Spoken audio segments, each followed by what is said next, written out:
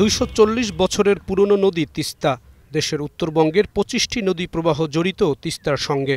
এই নদীর পানি ব্যবহার ও সরবরাহের বিষয়ে ২০১১ সালে চুক্তি হওয়ার শেষ সময় সরে যায় ভারত।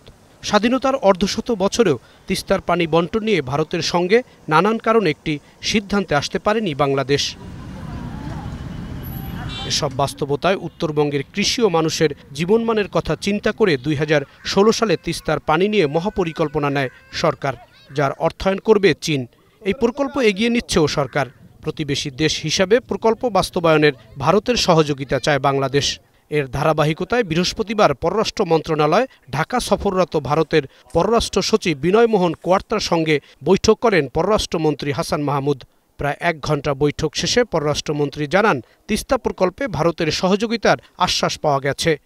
তিস্তায় আপনারা জানেন যে আমরা একটি বৃহৎ প্রকল্প নিয়েছি, তো ইন্ডিয়া সেখানে ফিন্যান্স করতে চায়।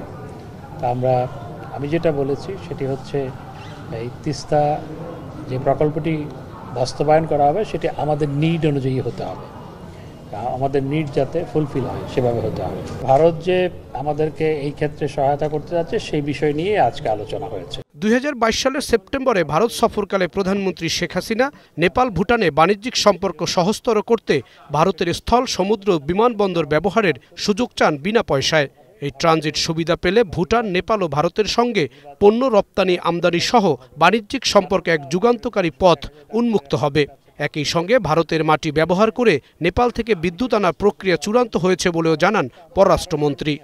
ফিজিক্যাল কানেক্টিভিটি নিয়ে আলোচনা করেছি, সেটা অনেক দূর এগিয়েছে এবং বিশেষ করে নেপাল এবং ভুটানকে ট্রানজিট দেওয়া এবং নেপাল এবং ভুটান থেকে জলবিদ্যুৎ আমদানি করার ক্ষেত্রে ফ্যাসিলিটেট করা, ইতিমধ্যেই নেপাল থেকে জলবিদ্যুৎ আমদানি করার ক্ষেত্রে সব কিছু ফাইনালাইজ হয়েছে। ট্যারিফ নিয়ে সেটিও অনেকটা চূড়ান্ত হয়েছে, সেটি আমাদের পারচেস কমিটিতে যাবে এবং সেটি হলে পরে আমরা নেপাল থেকে 40 মেগাওয়াট বিদ্যুৎ আমদানি করতে পারবো ভারতের উপর দিয়ে। এটি চূড়ান্ত প্রায়, শুধু ট্যারিফটা এখনও চূড়ান্ত হয়নি, অর্থাৎ চূড়ান্ত অনুমোদন হয়নি, কিন্তু নেগোসিয়েশন হয়ে গেছে।